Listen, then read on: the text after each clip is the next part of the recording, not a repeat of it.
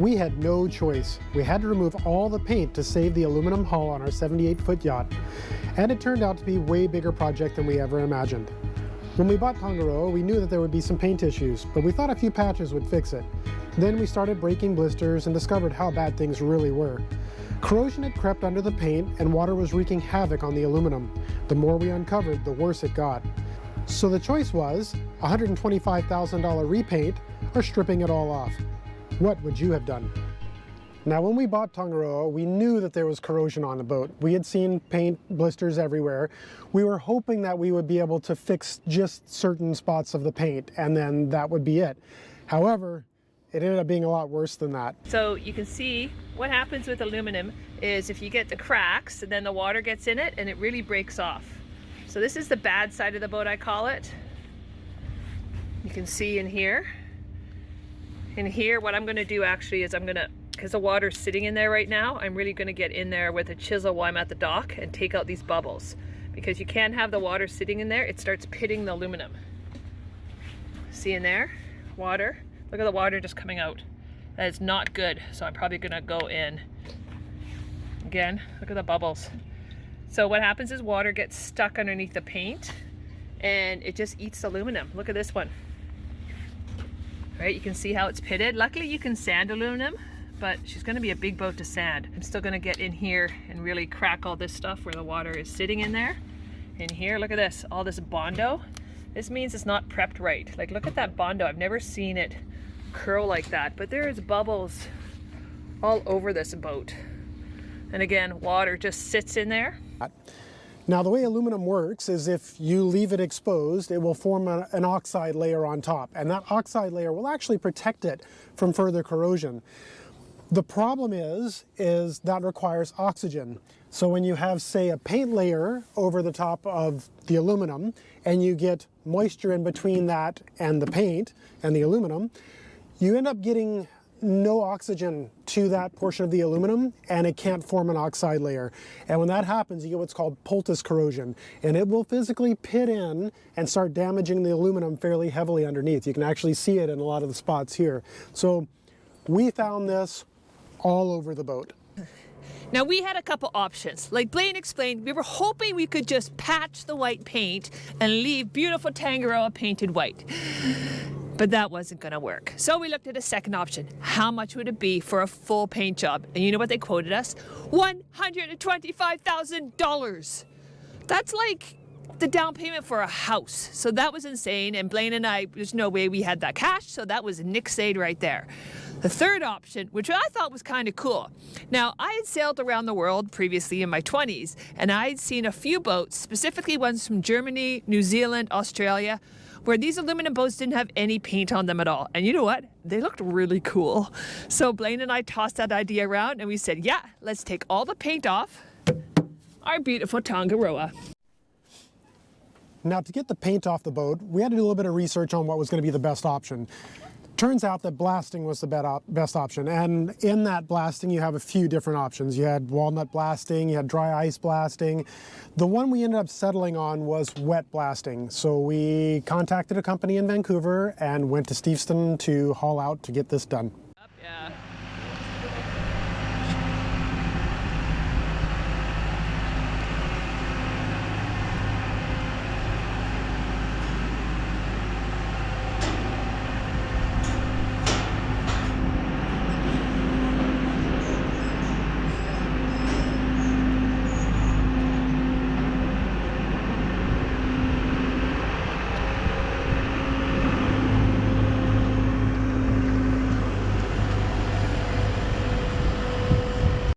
Now, hauling out always makes you a little bit nervous, but it went really well. And then we had some fun. We each grabbed a chisel or whatever was around and we started breaking the blisters. Because you know what? It's instant gratification. It's kind of like popping zits. But anyways, we started breaking the blisters, and when we did that, we realized that we made the right choice. All the paint had to come off.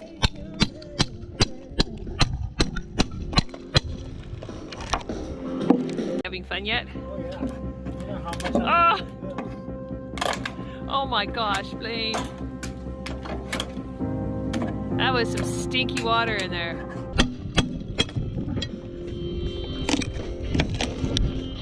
So we chose wet blasting because it's one of the methods that produces the least amount of dust, which was important for us. Wet blasting basically takes a big hopper, they fill it up with sand and water, and that's what gets put out of the blasting gun. So basically that water just keeps dust production to a minimum. Now, we volunteered to help out with filling the hopper just to save a bit of money. That way they only had to have one employee rather than two. Now, once we got going on everything, we realized we had roughly a ½ inch to 1 inch worth of filler on the side of the boat. And because of that, our original estimate of 4 days ended up going to 10 plus days. And our original quote amount ended up quadrupling due to that, which that was a bit of a hit for us. So we ended up just doing the hull sides because that price didn't include anything below the waterline and it didn't include the superstructure. We didn't realize how much sand sandblasting took. Like, I was getting it brought to me by the forklift full, and it was my job to take the sand, put it in the hopper, and fill the hopper with water so the guy using the machine could just blast all the paint off Tangaroa. There were so many layers of Bondo filler and paint on Tangaroa. Like, you have to remember, she was painted in 1969, while the poor guy doing the sandblasting had to take it off inch by inch by slow, painful inch.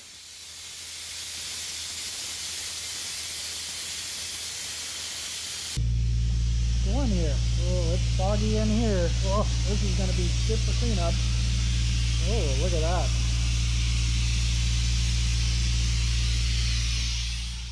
Wet sandblasting leaves a very rough texture on the aluminum. That meant in the future we were going to have to grind off this rough texture by hand. Oh, she's great. Nothing this side yet. Slow going. Slow going.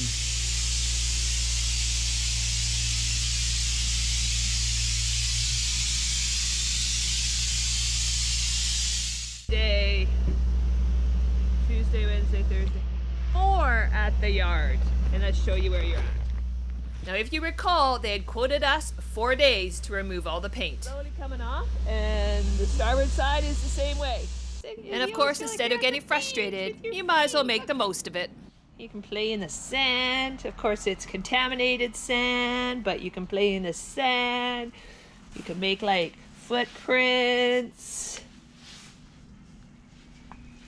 You can do like, you know what people do? Boatyard.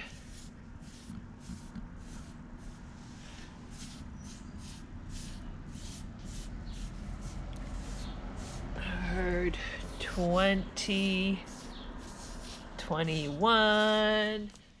Even though it was allegedly dustless, we still had to be fully tarped. Okay, let's be honest, it created a bunch of dust. After about 10 days, we were getting closer. We were almost done the port side of Tangaroa.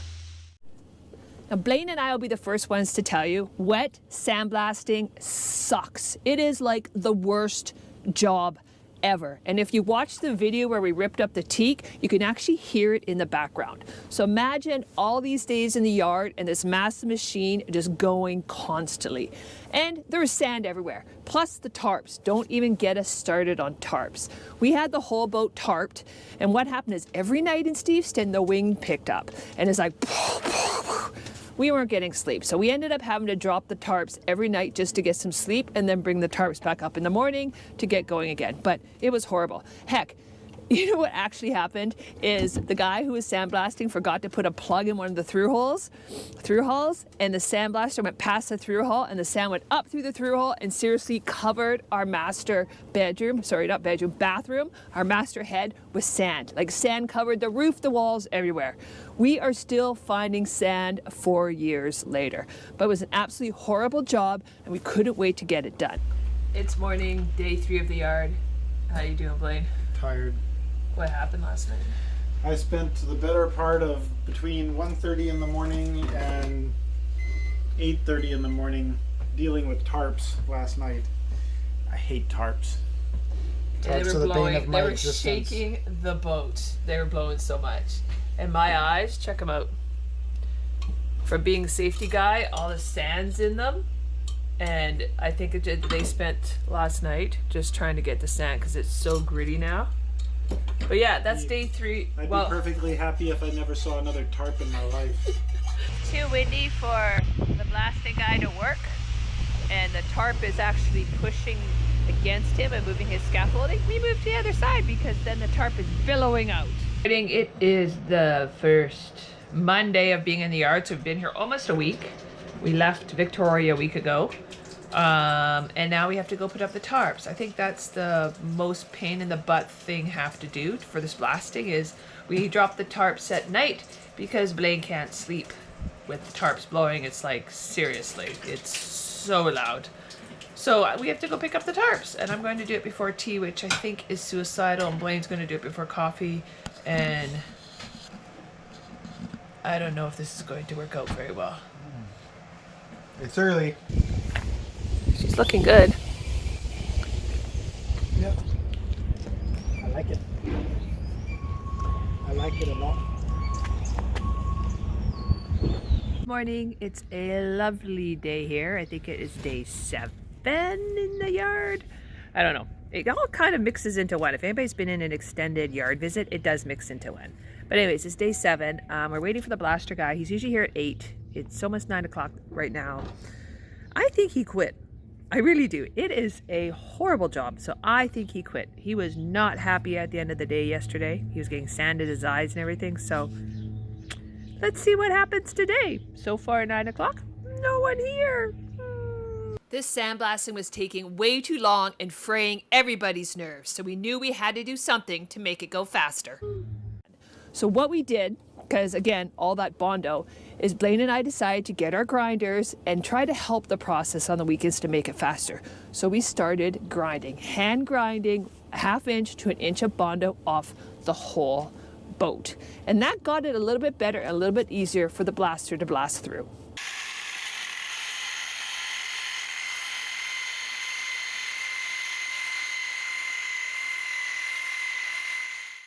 Okay, the transom is now nameless. Everybody's gonna go, what is your name? I will say yellow powder. This is a boat made of Bondo. Look at this. It is now most of it off, but look at the amount of powder. And it's like deep powder, look. Bondo powder. Oh, forget the scuba weight, but look. That's how much Bondo was on this boat. And it's just, there is gray and yellow, but now the transom is ready to be blasted tomorrow. Now it's all up to Carl to make it nice and pretty, and then we get to put the new name on it. My wife is looking something fine. Oh yeah. Come, honey, come. Nothing so sexy as a dusty lady. It's on my eyes. Yeah, you're looking pretty So this marine blasting is taking so long.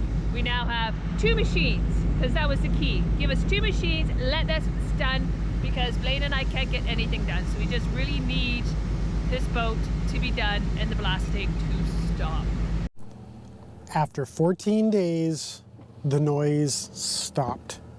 It was amazing to hear that for so long, and to finally once again have peace and quiet was unreal. At that point, it was time for the reveal. Okay, John, what do you think? Are you glad this is done? Oh, I am very glad. Is this one of your biggest projects ever? Yeah, it's definitely one of the longest. Right? Yeah. And you're the owner of Marine Blasting? Yes, we are. Well, I have to say thank you very much. You and your wife were amazing. Carl was awesome. It's glad to get done, and you're a rock You know, star. and it was a long project, and I can see it was hard on you guys too. I mean, you sit in a mess for a couple of weeks, and It's all good. let loose the tarps. Let loose the tarps. It's like the big reveal. Yep. Yeah. Dun dun dun dun dun.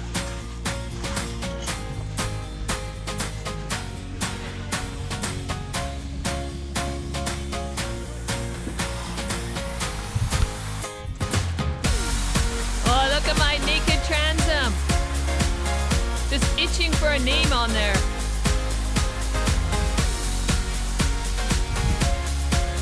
I love the gray. So what's that? So this is actually a good example of electrolysis. So this is the kind of thing that you'll have when you have your epoxy barrier coat wears away, and then you have stray electrical current. So if you're at a dock or something and somebody else has got current running through, this will start to happen. I don't think that's happened recently. I think that's quite old because that was re-epoxy barrier coated over the top of, and the zincs are fine. So there's obviously not a massive amount of... But really, that's only the little bit of electrolysis we found on this hull. Yeah, just a little bit. The hull is at this point a quarter inch thick. So that shouldn't be a problem. We'll re-epoxy barrier coat it, get it sealed really well, and then it shouldn't re-happen. That's below the water line, so that's to be buffed out anyways, a lot of it. Yeah, exactly. Because that's the marks for the water line. There's a little bit more right here. You can see starting to form. So it's good we got the paint off and caught it. Yeah. It's kind of cool, it kind of bubbles. It's totally different than when the corrosion is. And this looks like we put the rub rail here and went, oh, wait a minute, we don't want it there. That's funny. Yeah. Oops, wrong place. Yeah. And then we had to do a bit of aluminum prep where we were going to put the boot stripe on. The Blaine started with 40 grit, and then he went to 80 on the big buffers, and now he is palm sanding with 120. We'll have to see what he thinks. And before you blow up the comments, you will see in a future video that this was a screw up.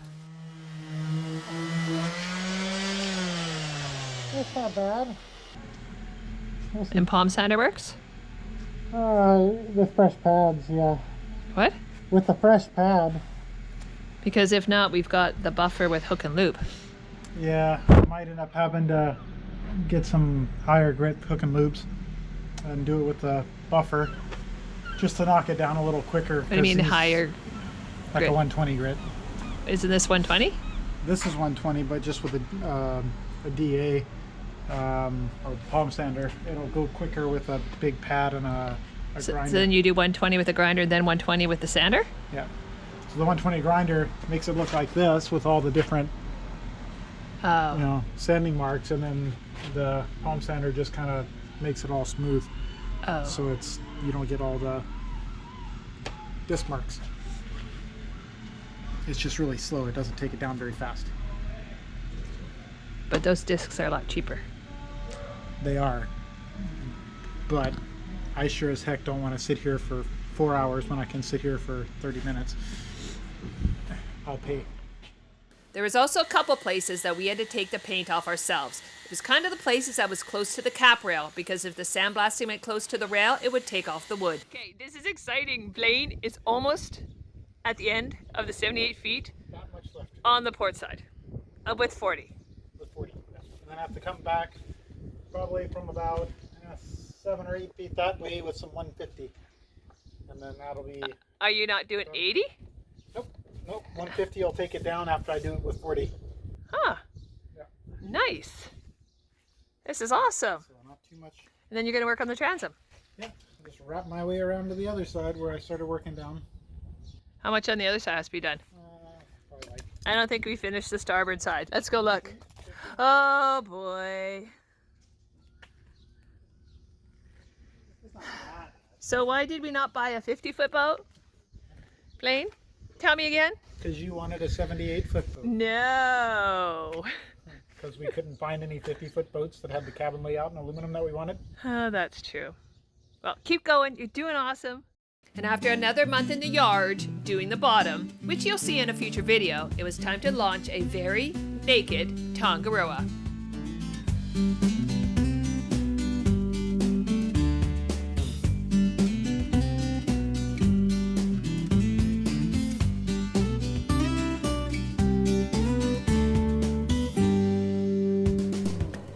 Tangaroa looked absolutely beautiful, and we were so surprised at how nice the welds were. We expected some really crappy welds underneath that bondo, but it was beautiful. Like, the curve of her is absolutely stunning. And we thought we were done with sandblasting. I never wanted to see another sandblast or a tarp again in our lives. But guess what? They had to come back. And you're gonna have to subscribe and hit that notify button to see the video where we bring them back. If you enjoyed this video, you won't want to miss this one, where we uncovered hidden corrosion under our teak deck, which led us to destroying $30,000 worth of teak. Click here to watch the full story and see how we tackled this massive challenge.